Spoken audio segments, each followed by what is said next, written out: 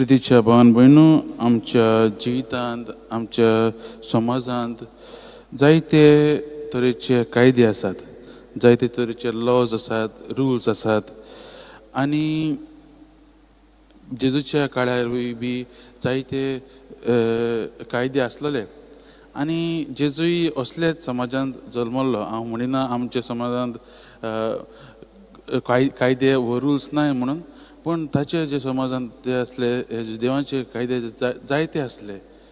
आनी ते केन्ना केन्ना न्हू लोकांचेर अशें कशें असलें आनी ते पाडोवंकूच जाय असले. देखून हे फारिजे आनी न्हू हे तांचेर बोर घालताले, कित्याक हे कायदे पाडूंक कितें बारीक बारीक कायदे ते पाळटाले, पूण तांचें पाळोवपूच दुसरें असलें. आनी आयज जेजू आमकां शिकयता की तो कायदे हे कायदे मोडूंक येवंक ना, काडून उडोवंक म्हण येवंक ना, पूण ते शार्ती पावोवंक आयला, ते संपूर्णायेक पावोवंक आयला म्हणून तो आमकां सांगता. मागाचे भावन भयणो, हे संपूर्णायेक पावोवंक आयला म्हणजे कितें, शार्ती पावोवंक आयला म्हणजे कितें जेजू सांगूंक सोदता. जेजू आमकां दाखोवंक सोदता की दर एक कायद्याचो मुखेल हेतू कितें तो आमकां सांगूंक सोदता.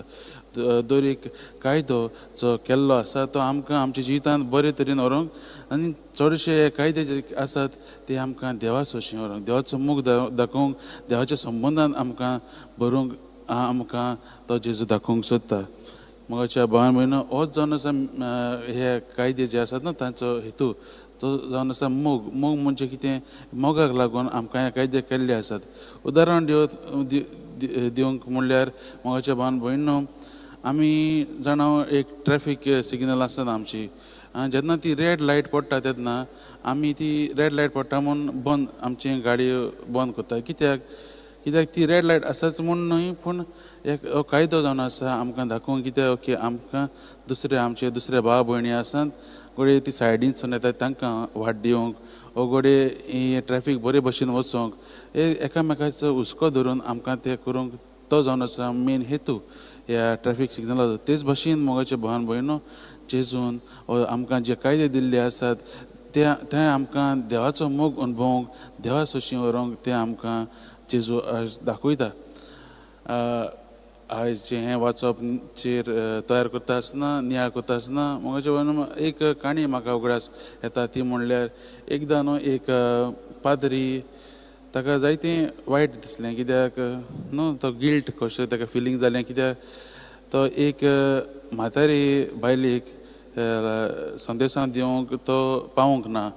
ताणें जायतें ते म्हातारे पासून जायतें केल्लें, म्हणजे कितें ताका हॉस्पिटलांत ताणें घालून दवरलेलें, ताची घरचीं ताका पयस जातात म्हूण तोच तिका व्हरोन जेवण बी दितालो.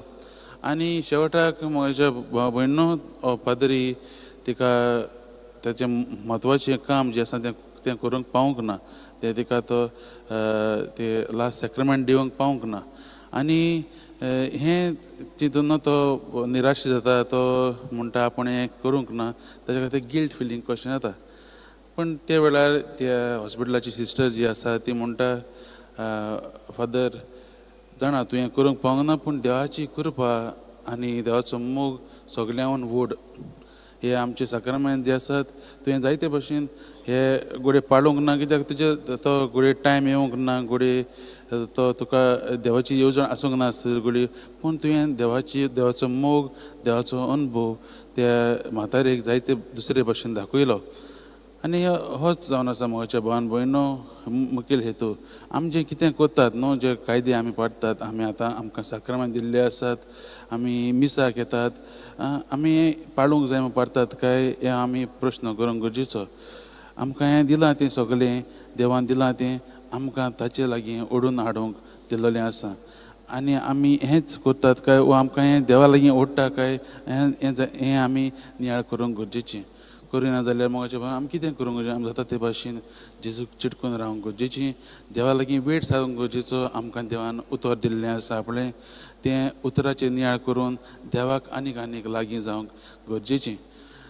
आमी ह्या वाचपाचेर नियाळ करता आसतना मोगाच्या भावन भयणो, आमच्या जिविताचेर नियाळ करुया आनी पळोवया आमी असले परिस्थितींत आसात काय. आमी आमचे घरा कडेन मागणें जें घराब्यान मागणें करतात तें देखून करूंक जाय म्हूण करतात कायदो कसो म्हूण करतात आमी तें देवा लागीं येवंक हो देवाच्या मोगान भरूंक करतात काय होच प्रश्न आमी करुया आनी देवा लागीं कृपा मागुया आमकां ताच्या मोगान अदीक आनी अदीक भरूं